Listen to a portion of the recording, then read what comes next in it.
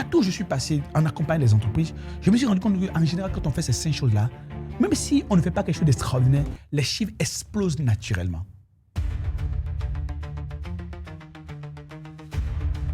Maintenant que vous êtes le directeur financier qui est venu nouvellement, vous êtes le DG qui est venu nouvellement et qui a décidé de mettre de l'ordre parce que selon vous, la formation est un gaspillage, les campagnes, il y en a trop.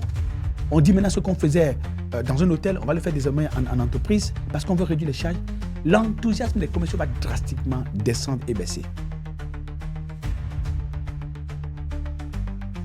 Vous déprimez les collaborateurs, vous déprimez les équipes, les gens ne se donnent plus vraiment et le chiffre d'affaires ne bouge pas non plus et la rentabilité ne décolle pas non plus. Pourquoi? Parce que le cost killing est une stupidité.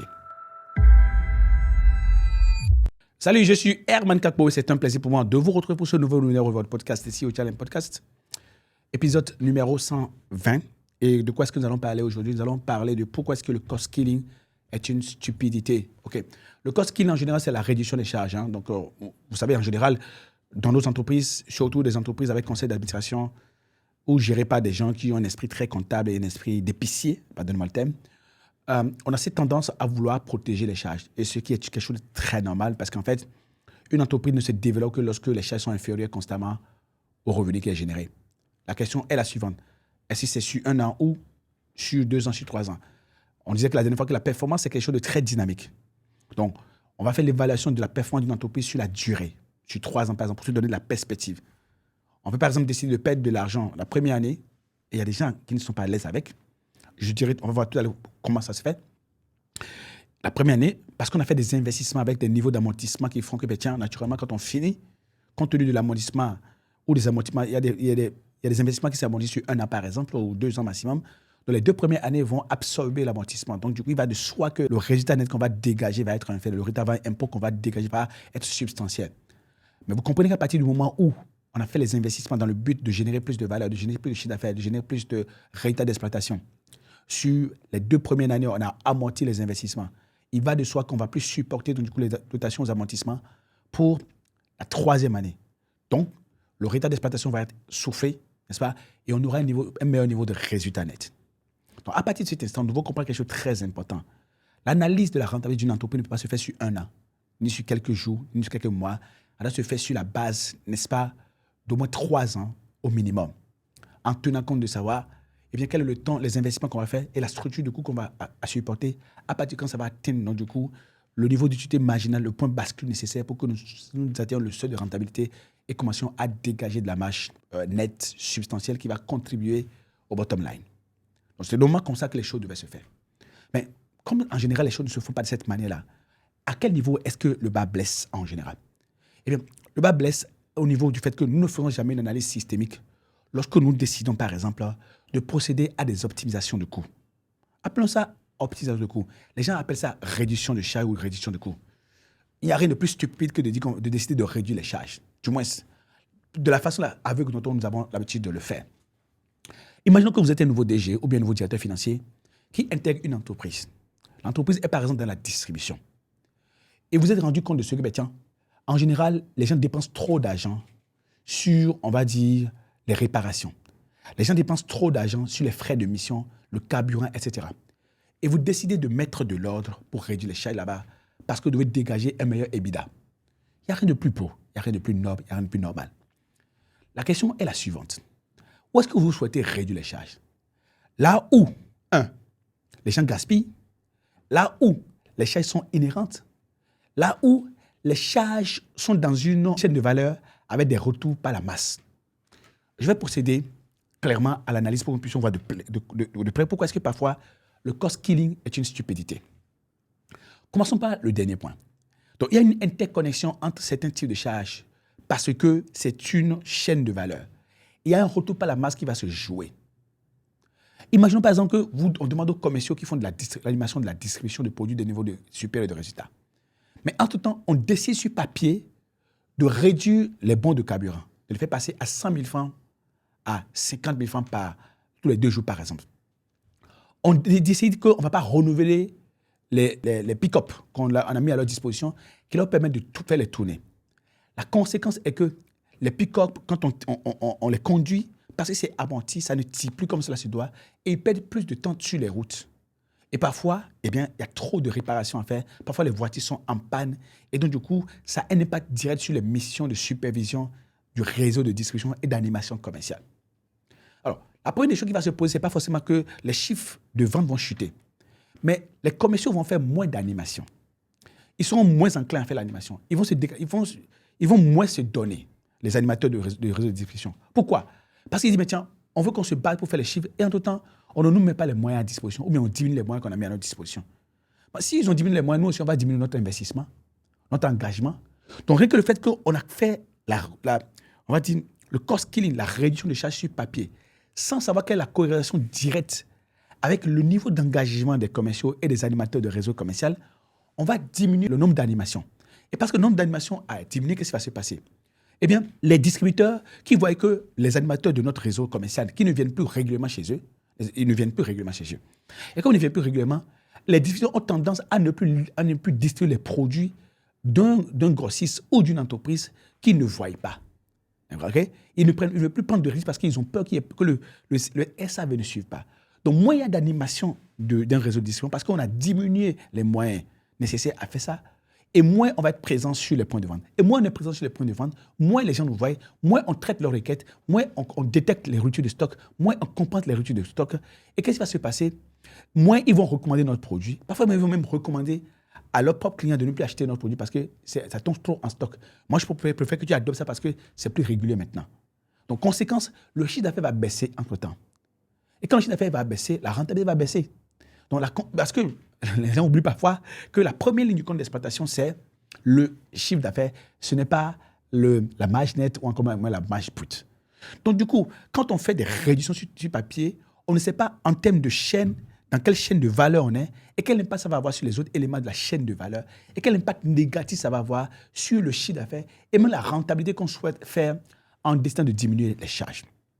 Ensuite, il y a ce qu'on appelle les charges inhérentes qu'on ne doit pas toucher. Rappelez-vous, si vous voulez faire votre réduction de charges là, dites-nous clairement là où on fait du gaspillage et allez couper les charges là où il y a du gaspillage. Maintenant, il y a les charges inhérentes. Je prends l'exemple du commercial toujours. Les commerciaux aiment 5 choses qui leur permettent de produire résultat. 1. Les commerciaux aiment la fête. Les commerciaux aiment les voyages. Les commerciaux aiment le respect des engagements en termes de paiement des commissions et de respect. Quand ils veulent quelque chose, ils ont envie qu'on le leur donne. Ils ne veulent pas qu'on les fasse chier.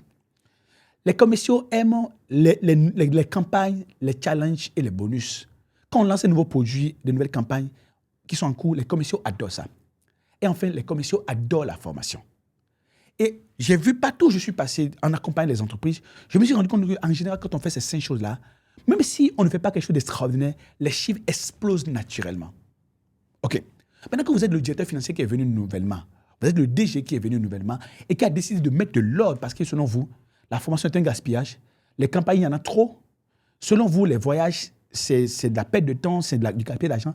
Les fêtes, c'est trop, il faut diminuer la quantité de bière et de boissons qu'il y a lorsqu'il y a les fêtes. Et vous décidez de faire ça parce que vous êtes plus, on va dire, conscient que les autres. Vous ne vous posez pas la question, quelle est l'inhérence, quel est le caractère inhérent entre ces charges-là et les chiffres qui sont faits jusque-là. Et vous décidez de couper. Qu'est-ce qui va se passer? L'enthousiasme du réseau commercial va baisser drastiquement parce qu'il n'y a plus de fêtes. Parce que c'est maintenant conditionné.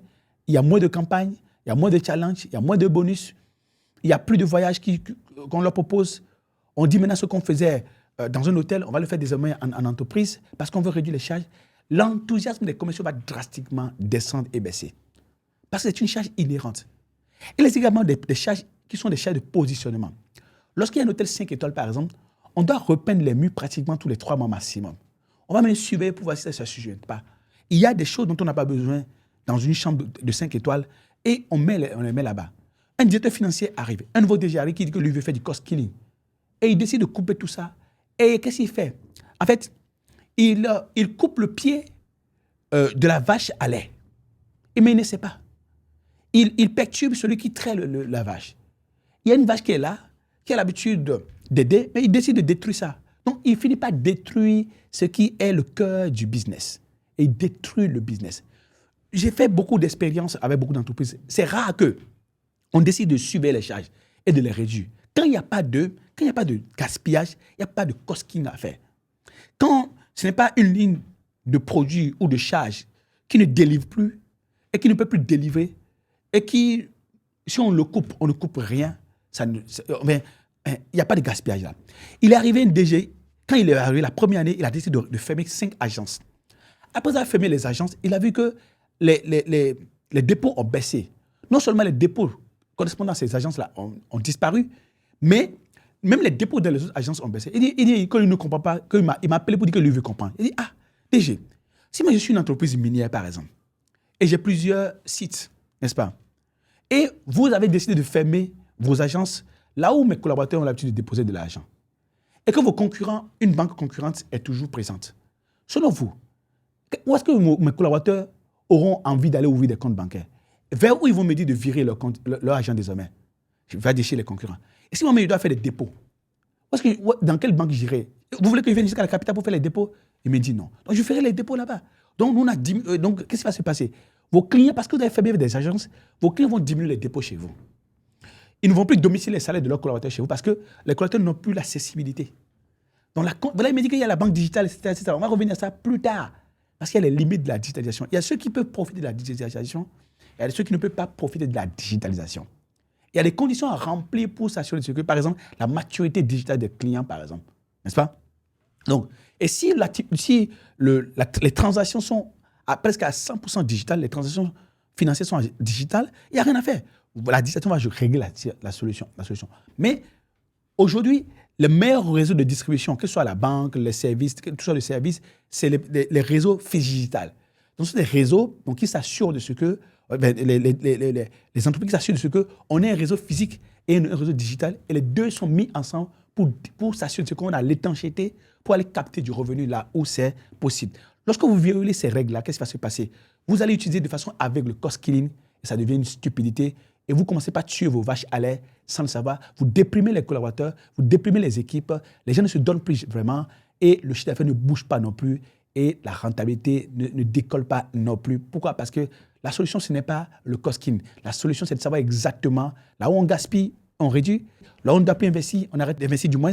Et on se demande où est-ce que ça vaut la peine d'investir et on investit là-bas. Donc, à la fin de la journée, on met de l'argent pour en avoir. No venture, no gain. Donc, si tu ne mets pas de l'argent, tu ne vas pas en avoir. Si tu veux jouer à l'épicier, au pingre, tu ne vas pas t'en sortir. Nous organisons un workshop sur le corporate finance. Ce sera les 24, 25, 26 juillet au Sofitel Hotel Marina de Cotonou. Et nous allons parler pour les dirigeants, les membres de comité de direction, les financiers, les non-financiers, un séminaire, un workshop sur le corporate finance, la finance d'entreprise, comment l'argent se fait, quelle est la meilleure façon de pouvoir optimiser le PNL et générer de la valeur pour le conseil d'administration et les actionnaires et être en mesure d'être une entreprise qui continue à croître et qui ne va pas son taux de croissance décroître. Nous allons voir comment on allie le marketing et les opérations et la création de valeur, la gestion des chaînes logistiques, les chaînes de valeur du moins, j'allais dire, pour pouvoir délivrer la performance financière. Comment on utilise un plan stratégique pour pouvoir faire la performance financière et comment on fait les travaux comptables pour réussir à dégager de façon structurelle sur la durée, n'est-ce pas, de la plus-value. C'est ce que nous allons voir ensemble lors de ce workshop. Ce sera le 24, 25 et 26 juillet à Cotonou, au Sofitel Bénin Marina Hotel de Cotonou. On se donne rendez-vous. Vous pouvez trouver plus d'informations sur notre site internet www.hcexecutive.co. Ciao.